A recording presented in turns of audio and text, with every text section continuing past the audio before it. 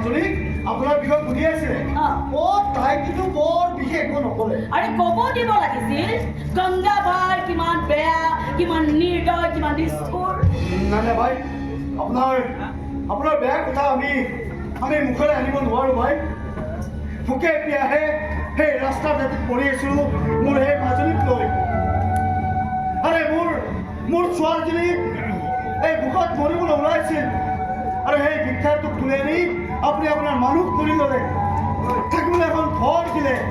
তাক পঢ়ুৱালে আনকি তাক আপুনি চুজিবলৈও শিকালে কেৱল তহঁতৰ লগতেই নহয় বহুতকে মই গেলাৰ নৰ্দমাৰ পৰা উঠাই আনি এই গংগাৰ পানীত গা ধুৱাইছো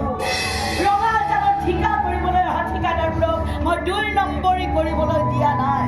সূৰ্যকান্ত হাজৰিকাহঁতৰ দৰে মানুহক ইলেকশ্যন খেলি মই ৰজা হ'বলৈ দিয়া নাই জানো ভাই